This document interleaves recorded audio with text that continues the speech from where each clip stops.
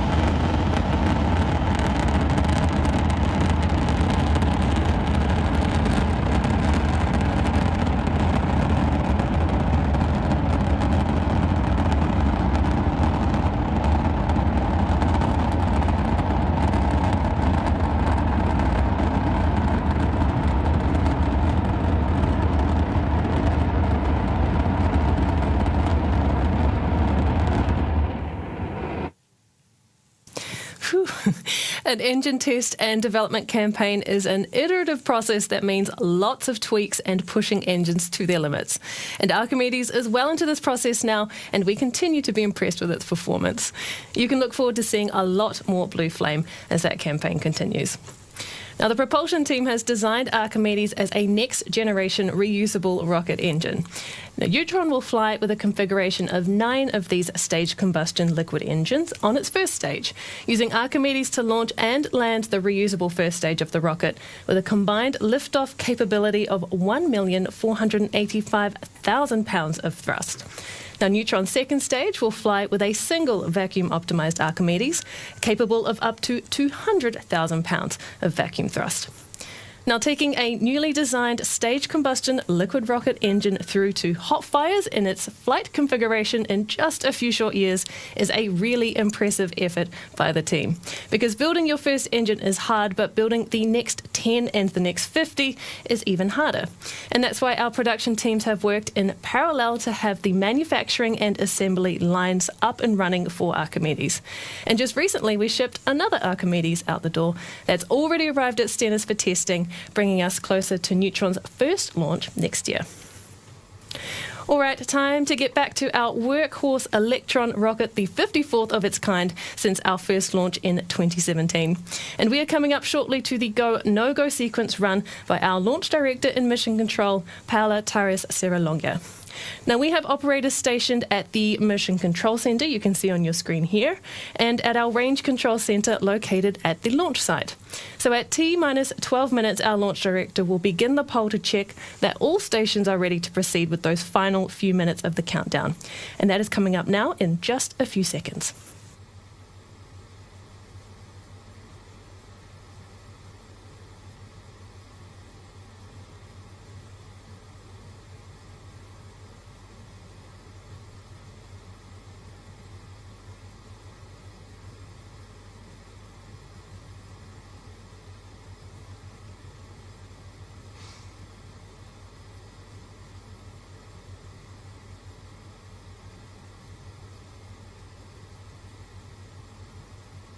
To all stations LD in Mission Corps proceeding with go-no-go sequence. Stage. Stages go. Avionics. Avionics is go. GNC. GNC's go. Vicon. Vicons go. T1. T1 is go. GC. GC is go. PLS. PLS is go. RSO. RSO is go. MET. MET is go. MM. MM is go. And LDSUP. LDSUP is go. Go-no-go sequence complete. We are T-minus 11 minutes 25 seconds and counting. We are go for terminal count auto sequence starting at T-minus 10 minutes. From this time, the 3-hole procedure is in effect.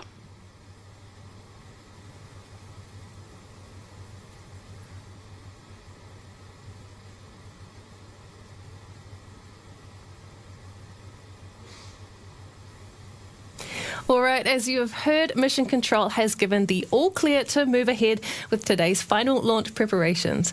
So the liftoff time has been set for 11:54 p.m. local time, which is also 10:54 UTC. We have a 2-hour launch opportunity today if that T0 time needs to shift for any reason. Otherwise, in just under 11 minutes from now, Electron will be off and on its way to low Earth orbit once again for its 12th mission of the year. Now, missions launched in 2024 so far include 2 launches within 11 days for the same NASA climate science mission, the deployment of a rendezvous satellite designed to clean up space junk, a rideshare launch that acted more like a dedicated launch by deploying 2 different customer satellites to completely separate orbits and altitudes on the same launch, and missions either starting or replenishing commercial constellations of satellites that provide Earth imagery and IoT connectivity.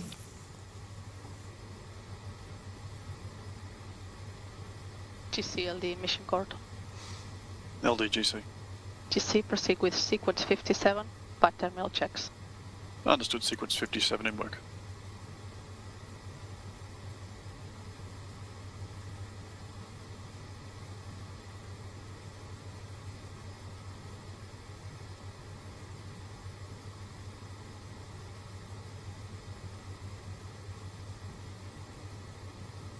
Stage 1 ignited pressures verified, hydraulic pressures verified. LD, GC on mission. Speaking of satellites that do cool things, our space systems team have recently completed our latest spacecraft ready for its next in-space manufacturing mission and return to Earth. W2 is our program name for our Pioneer spacecraft built for Varda Space Industries, a company focused on in-space processing and hypersonic Earth re-entry logistics. Now, our next Pioneer spacecraft comes off of the back of our first spacecraft launched last year that helped to return Varda's re-entry capsule back to Earth. And we'll be providing the same support as that first mission, using our spacecraft to provide power, communications, propulsion, and attitude control throughout the manufacturing phase on orbit. Varda recently received approval from the Australian Space Agency for multiple vehicle re-entries into the Kaniba test range at Southern Launch in South Australia, which will enable Australia's very first commercial space re-entry, and we can't wait to be part of it. Now, once again, that spacecraft includes many of our own built components like our star trackers, reaction wheels, solar panels, flight software, radios, and carbon composite structures.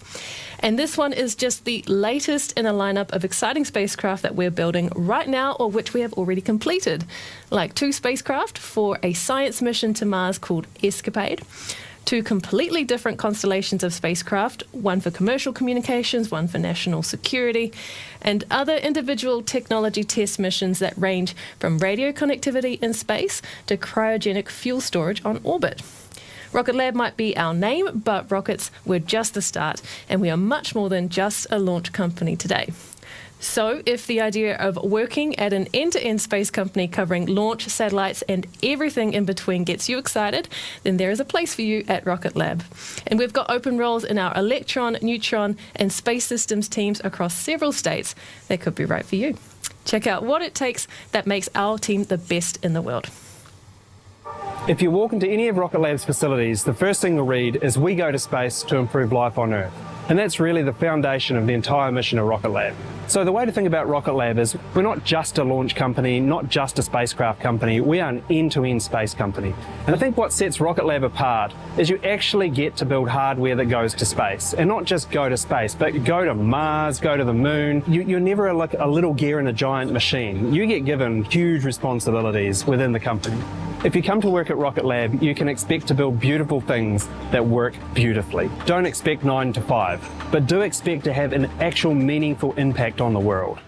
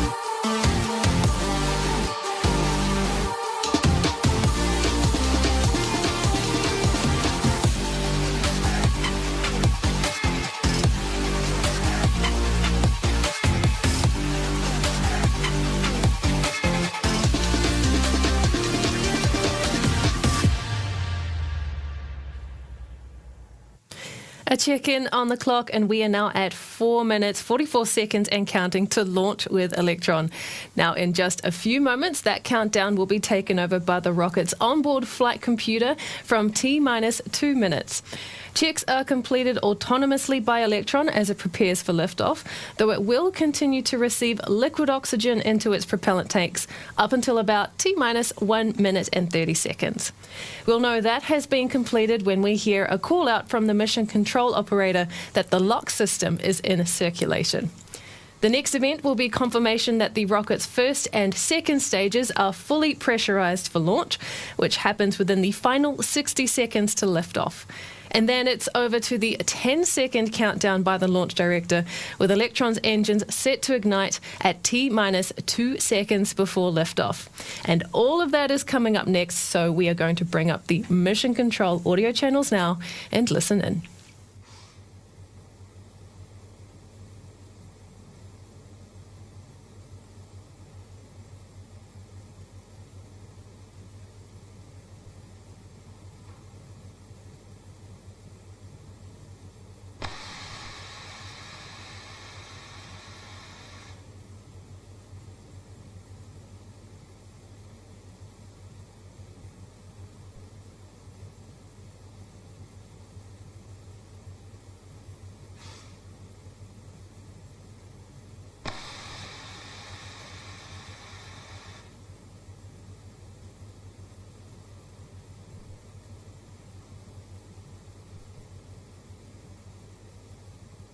From now, there should be no red flags on your critical LCCs. Beacon LD in mission court. LD beacon. Beacon, lock the auto sequence and confirm. Auto sequence is locked. Copy and confirm all expected primary flight computer ASCOs are green. Confirmed. We are go for auto sequence start at T-minus 2 minutes. LD is go for launch.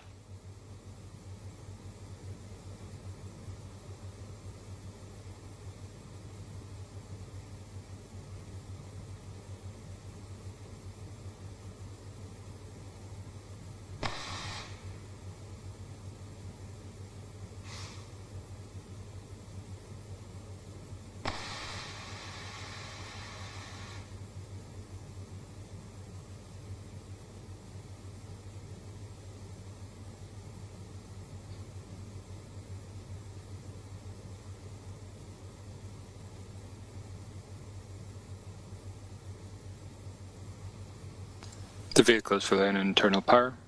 AFTS is green and enabled for flight.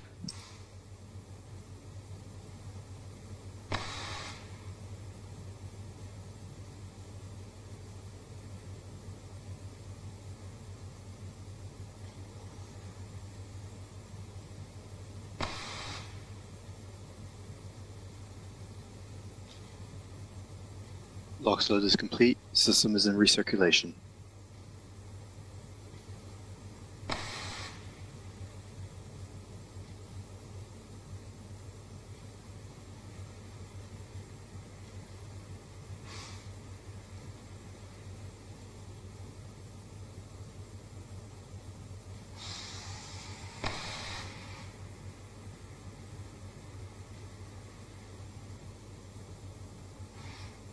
Anti-geysering is disabled.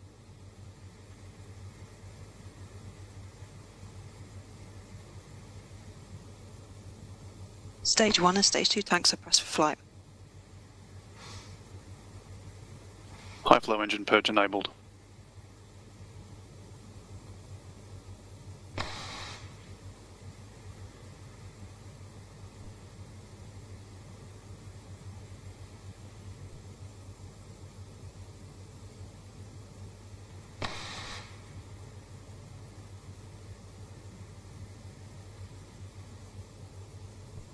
T-minus 20 seconds and counting.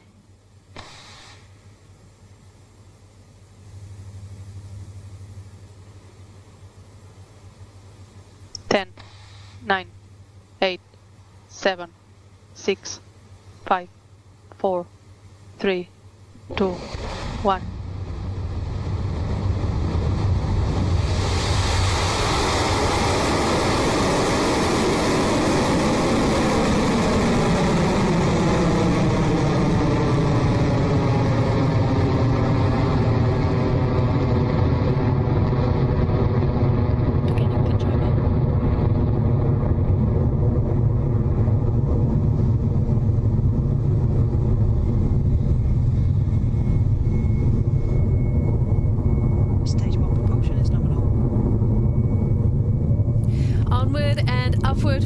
Electron's latest launch.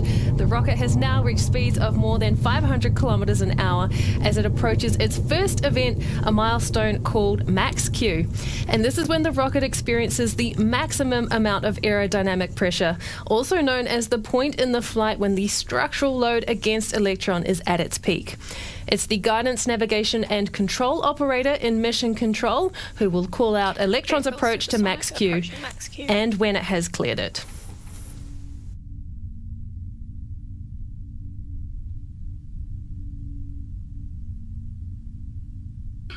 Cleared Max Q.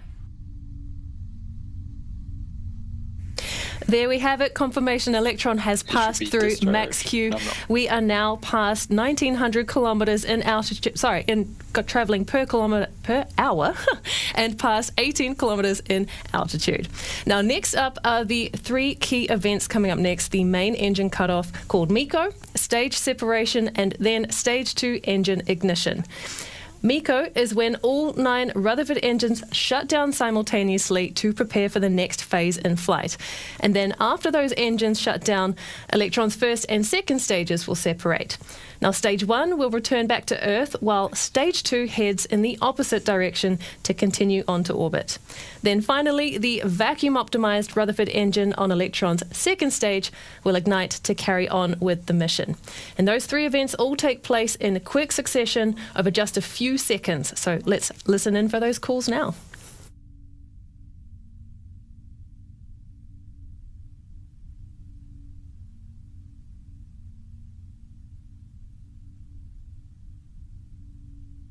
"15 seconds till staging."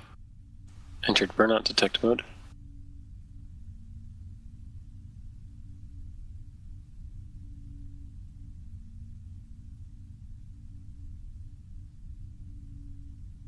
MECO confirmed. Stage separation confirmed. Stage 2 ignition confirmed. As you've just heard, Electron has just had a successful MECO, stage separation and second stage ignition confirmed. Telemetry data shows that Electron is moving now at more than 7,800 kilometers an hour, now almost past the 100 kilometer altitude above Earth. It is T plus 3 minutes and 15 seconds into the mission, and coming up next is fairing jettison. And that is when Electron's nose cone will split down the middle and fall away from the rocket in preparation for payload deployment later in the journey.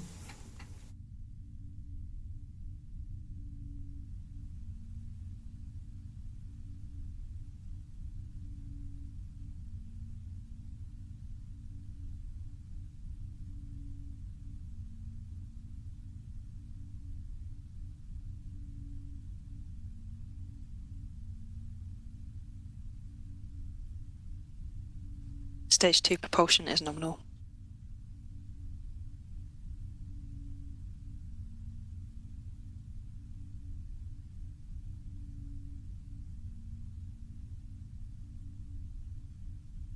Fairing jettison confirmed.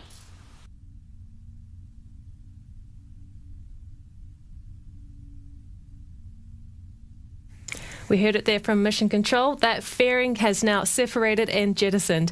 And we are 4 minutes, 22 seconds into the mission and well on our way to orbit.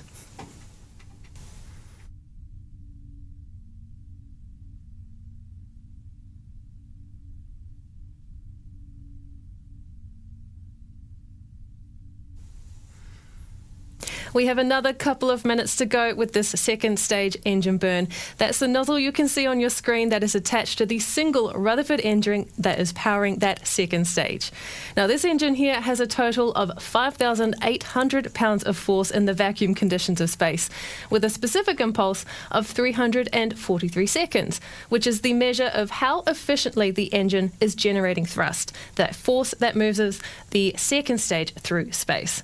Now, like the 9 Rutherford engines used on the first stage, this second stage Rutherford engine also uses batteries to power its propellant pumps.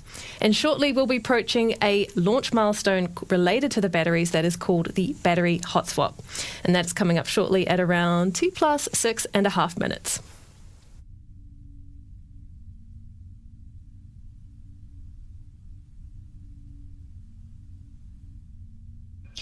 Guidance is nominal, 200 seconds remaining. Using batteries to power the Rutherfords is one of the key pieces of its design that sets it apart from other rocket engines. Our world's first 3D printed electric pump-fed engine uses battery packs to drive the electric motor for the fuel and oxidizer pumps. And since the amount of time that the second stage engine needs to burn is longer than the capacity of its first battery packs, the engine will switch to a second set of batteries to keep that engine running to full duration. And this is called the battery hot swap. We should see it take place on our screen when we see the first set of batteries eject and fall away from the rocket, indicating a smooth transfer of battery power for that engine. So let's watch out for that now. Throttling down.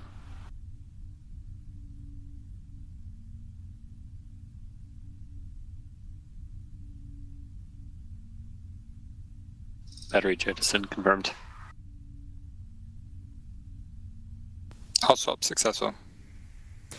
There we go. That is battery hot swap confirmed visually and from what we just heard from Mission Control just now.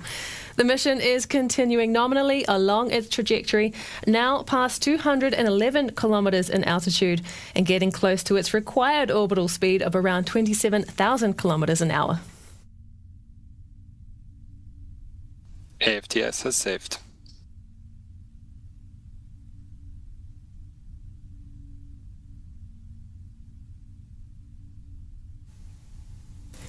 The team in Mission Control are closely monitoring this Stage 2 burn as we get closer to SECO, or second engine cutoff, now under a minute to go until that next milestone. Electron is otherwise continuing nominally and the payload on board remains healthy, and we are now at more than 217 kilometres above Earth, cruising along at more than 19,000 kilometres an hour.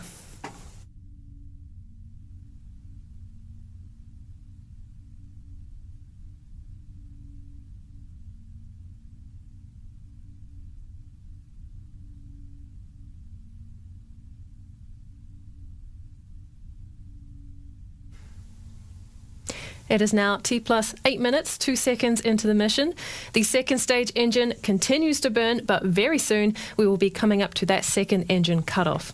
So that Rutherford engine will be throttled down just before cutoff to help maintain a steady state for the kick stage and its payload during the separation event. A clean stop of the engine will show the nozzle changing from red, hot to cold on your screen, and we can expect to hear a call out that SECO is confirmed from Mission Control at the same time. So let's listen in.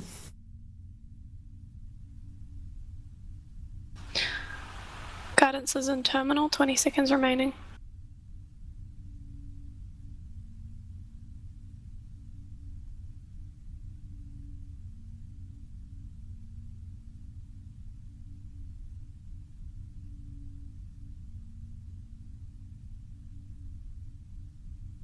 SECO confirmed. Stage 3 separation confirmed. Nominal transfer. Great news there from Mission Control. The second stage engine has shut down and the kick stage with the mission's payload has now separated. So the kick stage has arrived in an elliptical orbit around the Earth where it will coast for about 45 minutes before its engine ignites to circularize its path. And then soon after that circularization burn is complete, we will be ready for payload deployment from the kick stage. Now, occasionally our customer requests some commercial sensitivity, and this is one of those times, so we won't be showing the coast phase or payload deployment sequence live on this webcast, but we will share updates confirming payload deployment across our social media channels and everywhere else that you find your Rocket Lab news. Now, while there is only a few months left in the year, we are far from finished launching, so you won't have to wait long for the next Electron liftoff. Keep a close watch on upcoming announcements for when and where those launches will take place. But until then, thank you for joining us for today's launch. This is Rocket Lab Mission Control, signing off.